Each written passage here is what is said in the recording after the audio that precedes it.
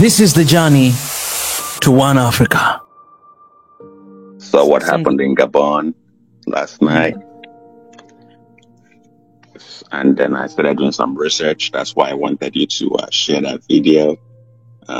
It's sad. The Bongo family, starting with Omar, which is the dad of the current president, that tried to seek a third term.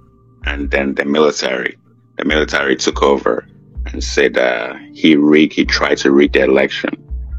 So it's sad what's going on in Gabon, and I hope that they get it right, because this is what Africa needs, a revolution. Like our sister in the Netherlands said, that we need a revolution. This is not just a coup. This is a revolution trying to get things right the way they should be. So it's good that it's going on. And it's also sad that Gabon they haven't had a democracy since they gained their independence. And here we go in Niger, and the US and France and EU, everybody's claiming democracy. But there haven't been no democracy in Gabon.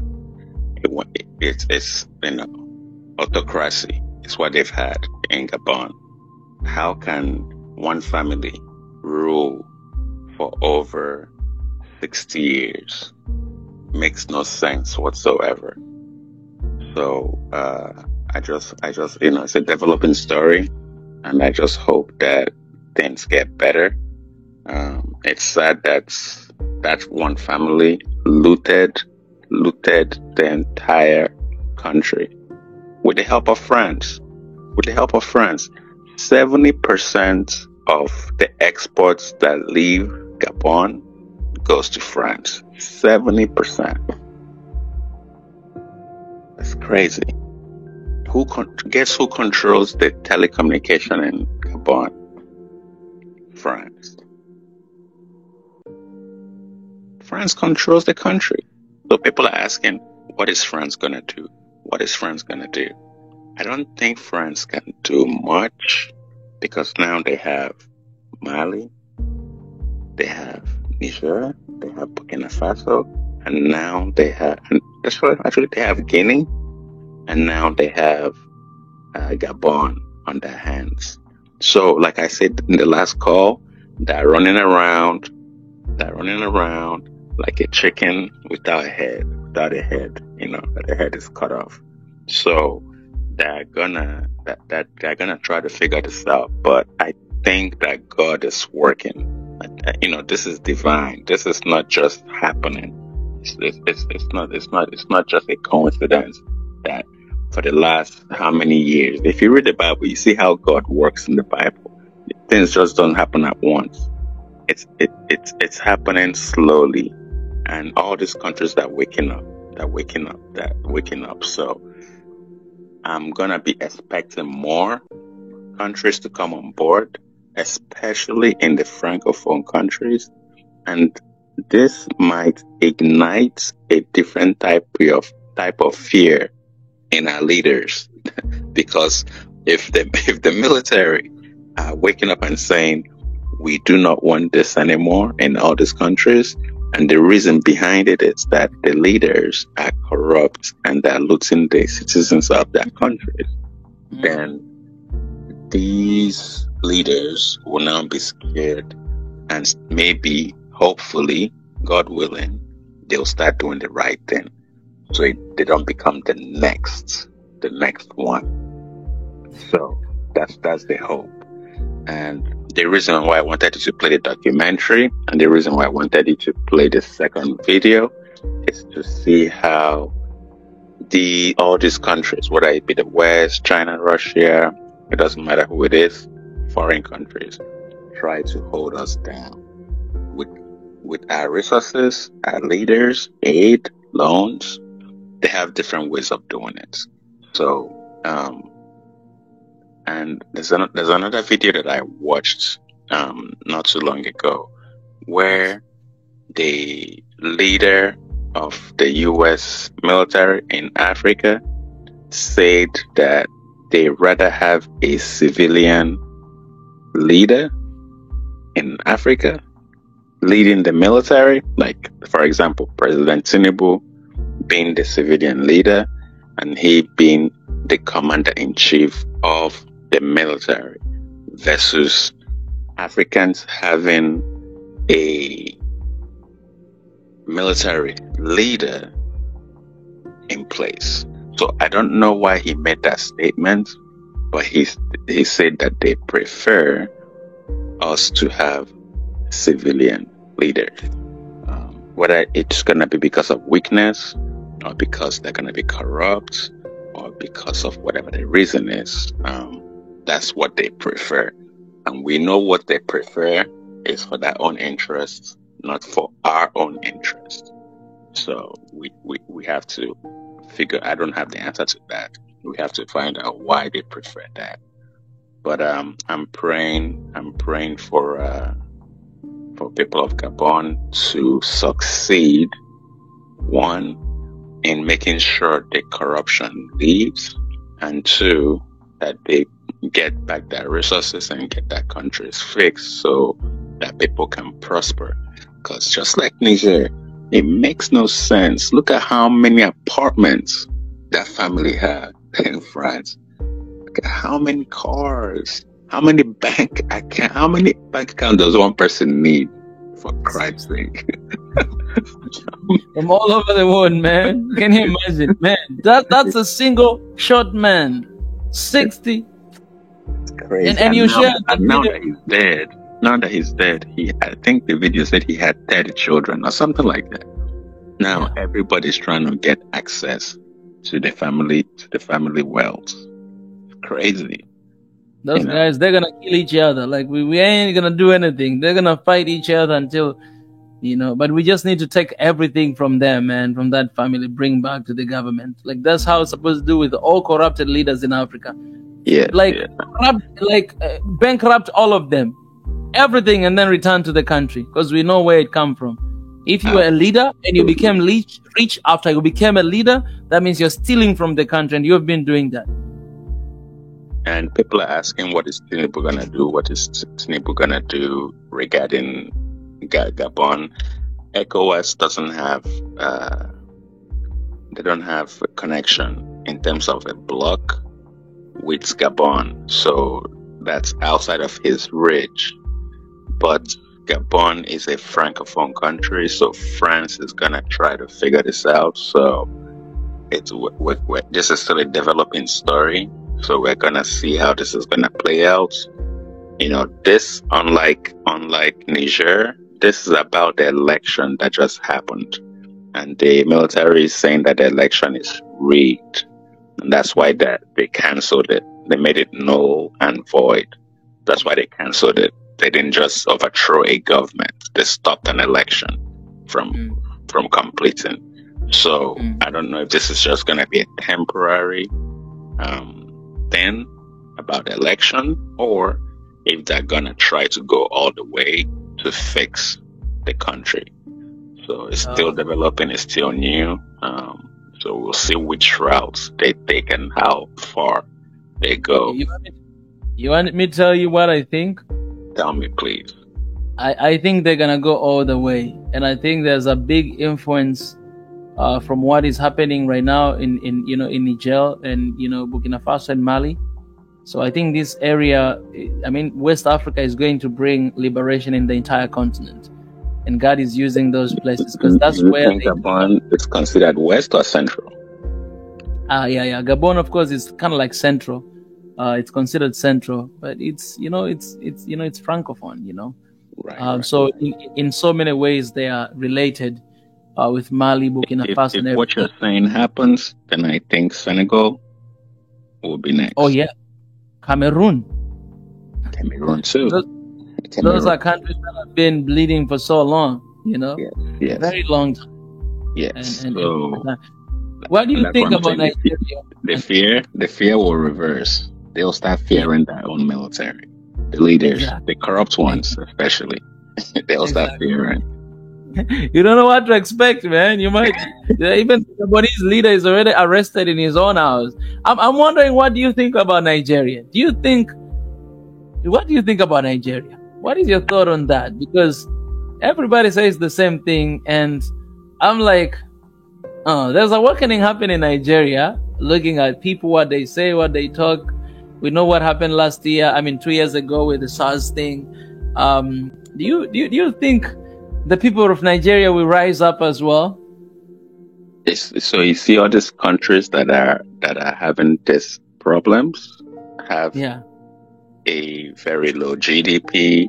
The economy is not doing well, and the money only goes to a selected few in the government, not the local governments or the military. In Nigeria, there's a lot of money flowing around. So I'm not sure the corruption that is happening in Nigeria and will allow the military to revolt, because they get the money too. You know what I'm saying? So there's a lot of money in Nigeria. Nigeria has the highest GDP in Africa. So there's a lot of money. There's a lot of poor people in Nigeria, but I'm talking about the people that get the money, the corruption, just like we saw with Gabon. So imagine the Bongo family. Imagine that to be the entire government of Nigeria. Just imagine that. That's the entire government. So what you're saying is that military might not be able to do the same thing that is happening because they're also part of the problem. Correct. And I'm talking about the top military. I'm not talking about the people in the bottom. I'm talking about the people on top in the government and politics also. Not just the military, but also politicians as well. Yeah. So it's gonna be difficult for them because there's already that money. The love of money is the root of all evil.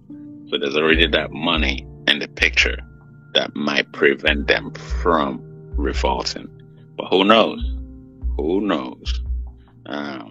And also, I don't know if you heard about this.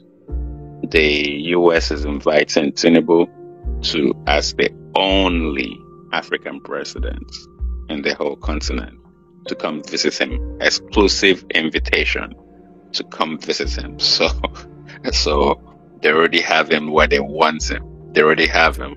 And we know that Tinubu is not the legitimate president of Nigeria, but they want him. So they're going to do everything they can to keep him in place. So I believe in next month, he's going to get an exclusive visit to Washington.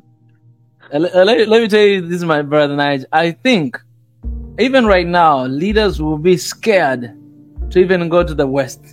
With their friends, there will come a time that they will reject those invitations because they know that if we go, our people will think we are selling, so we need to remain in the continent. And that's what needs to be done. That to stay here in the continent to work for the people, they should be scared to go there. 100%. But this guy that we have, man, either they have something on him, because one, there's the former vice president of Nigeria is trying to get Tinubu's school records from America, and they're not releasing it. So that's one. Two, they're trying to identify he has, I don't know if you know this, but he had a drug case in America of $450,000 that he fortified. They're trying to get all the details on that also, and hold him back on that as well. So we don't know everything about Tinubu, and nobody knows his childhood records, where he went to school, elementary school, high school, like nobody, and he was adopted. So nobody knows anything about him. Wow. This guy, he's the president. So he's a mystery man. So there's a lot going on, and if they have information that the public don't have, and he doesn't want that information to come out, then they can control him. Yeah, easy. So that's where we are with Tinubu. But I hope that something happens in Nigeria to where people say enough is enough and the military revolts. But I don't see that, just the way the atmosphere is right now, the climate in Nigeria. I don't see them doing that at the moment. Yes. Maybe if the people in the north buy Niger, if they go to war with Niger, and the people in the north, they might revolt, and those people don't play. Those people in the north, they don't play. So, let me ask you this, Niger. Nobody thought the next country will be Gabon. Nobody thought about it. No one. Things happened so fast. We slept, woke up the next day, Gabon. So I think revolution and liberation that is happening in Africa. Actually, even I don't want to say even in my own country, there's something that has been going on for a couple months right now, and people have woken up. Like, people, they don't stop talking. They talk about it over and over and over again. There's a big news that has been happening here. It has never happened to my country. People, they always just sit down. They say yes, yes, yes. They just want peace. They don't want to do anything. But there's something that has been happening to my country for months. Even myself, I talked about it. I made videos. People have been talking. Everybody, even some leaders in the government, they turn against. They talk about the same thing. The religious leaders of the entire country, they came together and they called the government and they sat with government. They say, no, this one, we need to recheck it again. Everybody waking up checking. So that is my country. But you see the same thing in different countries across the continent. We had no idea that Gabon, they're going to wake up today and be like, all right, but this, and people are celebrating that. I think we have no idea what might happen to any country anytime, because this revolution you're 100% right. And this throws a curveball to ECOWAS, because ECOWAS, now that Gabon is in the picture, they're not even going to know how to invade Niger anymore, because it just makes politics is very complex. It just makes everywhere complicated right now. Nobody's going to know what to do anymore. So we're just watching things unfold. It's like we're watching things like a movie in real time. We're watching this in real time, and I'm happy for it. But I personally believe that this is an act of God, in terms of God liberating us in this stage and time in our lives, because there's a lot of things going on. I'm going to list the ones that I can remember off my head. So one, people in the diaspora for the first time in history are coming back in droves. That's one. Two, Africans and their brothers and sisters in the diaspora are uniting in a different way more than ever. Like, and I'm not just talking about African American, I'm talking about Jamaican Africans, I'm talking about Black British Africans, I'm talking about German Africans. Like, all of us are coming together and uniting for the first time in history. And then you have all these countries that are revolting. That's two. We have all these countries that are revolting in Africa, trying to liberate themselves. We have the people in Africa, and we have the people in the diaspora chanting and standing together for Africa to be liberated from the West and from foreign countries. So there's a lot of things going on. And then we have the military people taking over the presidents, the democratically elected, and the autocrats and the politicians in several countries. And this is not just 2023. This is 2023, 2022, 2021, 2020. it's increasing. So there's something happening. There's something happening. So this is our time. This is our opportunity to take hold of whatever is happening, because we don't fully understand it yet, but we see the direction it's going to. We see where it's heading to. I kid you not. The reason I'm coming back is because if I'm watching the diasporans come back to Africa, I'm like, what am I doing here? What am I doing here?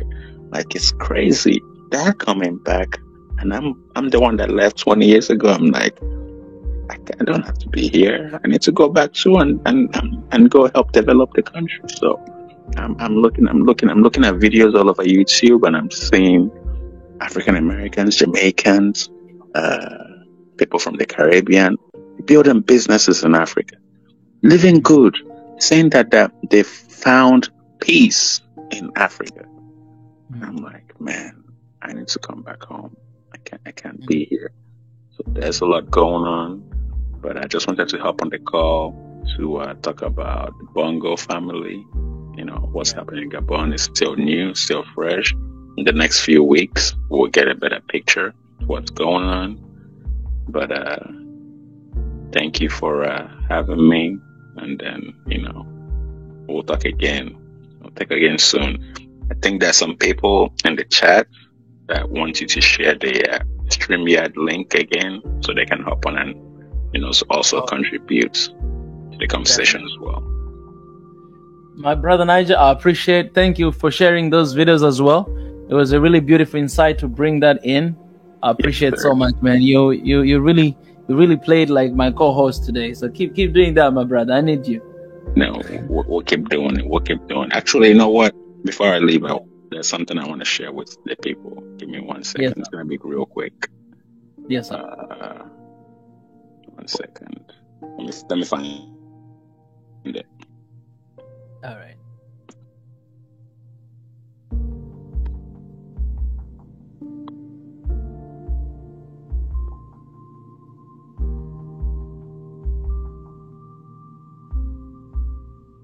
Yeah, guys, the StreamYard is in the comment section, so hit that one up, and let's keep this thing roaring.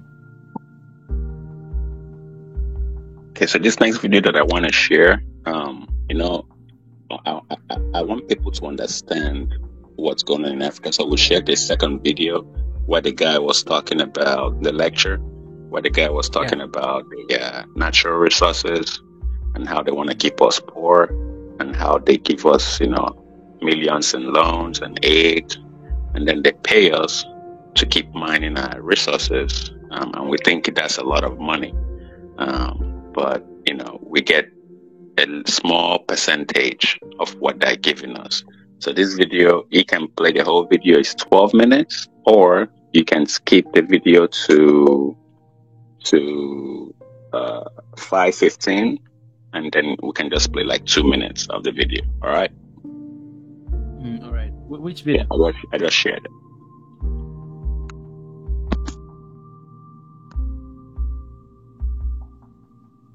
No, the video is unavailable. Is it? Yeah, it is unavailable. Oh, wow. Yeah. You can just share. Look, yeah. And we have somebody else just joined, BJ. One of our family members here in SWAHILI Nation. Okay, all right. Let me let the person take over, and then we'll talk later. All right. Appreciate, brother. All right, BJ, welcome. How are you? How are you doing? I've seen a lot of things going on over in the continent. I'm loving it. People have to wake up. I mean, what we don't understand is our mind is keeping us trapped in this rat cage. You're worshiping something you know absolutely nothing about. You're falling behind people who have no interest in you. And you're trying to make this madness seems like it's sane, but it's really insane. You know, of course you can be afraid of something you've never done before, But you guys have such a deep, long history. Go back to the source. Go back to the source. When you don't understand any logic from math, from English, you go back to the very beginning and break it down. So you don't need other people to build for you. You go to the very beginning and it will accelerate itself. So now you keep saying, I need money from China. I need money from this person. I need money. I need things. You're giving your power away to someone else. Start building on your own. It don't have to be big. Start small. It will grow. But you got to start somewhere. Because if you're waiting for another man to save you when when the house is on fire, he gonna be outside saying, "Why didn't you jump out the window like I did?" And I think some of the leaders, who are saying enough is enough. The beauty of the YouTube, the beauty of the internet is a lot of people did not really understand exactly, because me being over in America, I didn't understand. I understood that you guys were going through stuff, but I didn't understand the same stuff you're going through is the same stuff that we're going through over here. And you look at each one of our stories all across the globe, we're going through the same stuff. You might tweak the little words a little bit, but it's the same stuff. So therefore, we should be an expert on all this stuff. Now we have to start figuring out what the solution is. And that's the hard part. That's the, more complicated, because it's uncharted territory, whatever. But we are God's people. And we all have to sit back, even though I only had a bowl of beans 3 days ago because I had nothing else, but you had that bowl of beans. Where did you get the bowl of beans from? He's always going to take care of you. He's always going to put you where you need to be to just make one step forward to get to the next day. But if we sit up there and say, I only got the one bowl of beans, I can't do nothing, I'm just going to sit here, and then the bowl is empty, you're going to sit there and starve to death. I'm waiting for someone else to drop you off a bag of beans. What you don't understand is everybody understands the military, everybody understands the education system, and we put so much focus on that. But the biggest weapon that is used is the media. And I will make you into what I want to make you into till I cripple you from doing anything. And you keep, because again, it's always repetitive. It's always the same. If you just step back a little bit, it's always the same thing. Oh, there was a drive-by shoot. Oh, here. Oh, let's show some more pictures of somebody. Miguel, the entertainer, for whatever God-given reason, he decided, I'm going to do a video. Now, they haven't shown the whole video, but they're showing these images of him being hung by his back with claws in it. So, and again, people think, oh, why is he doing this? It's crazy. I said, no.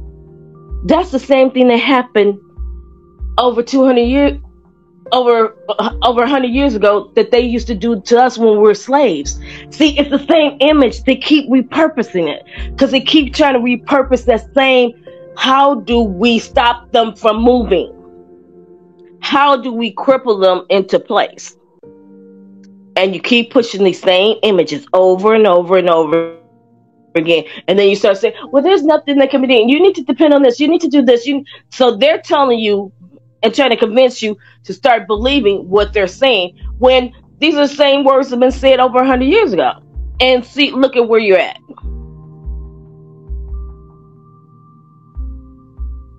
If one man falls in battle, the next man keep moving forward. They don't all just say, oh, he fell, let me just sit down. No, you keep moving.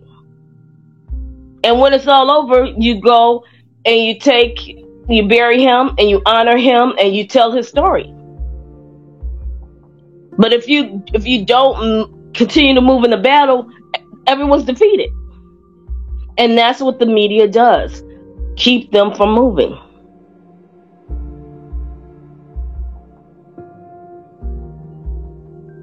Yeah. So they're not liking all these pictures and these images that are coming out that the people are behind it, because they know the people have the power.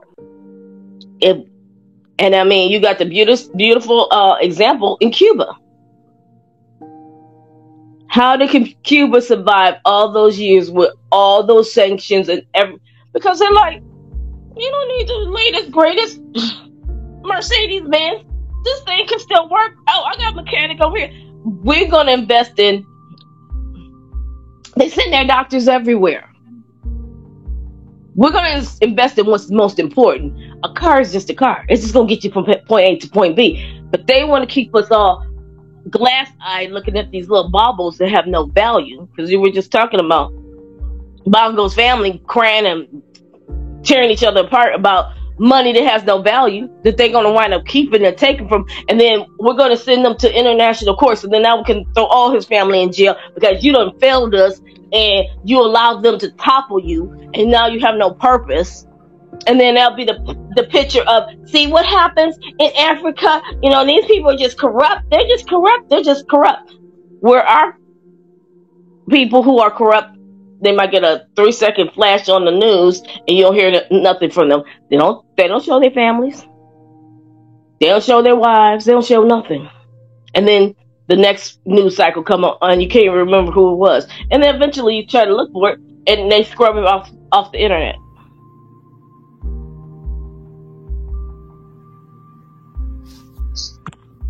Yeah. Yes, BJ. I really appreciate that. I really appreciate that. Well, we appreciate you and thank you for allowing me to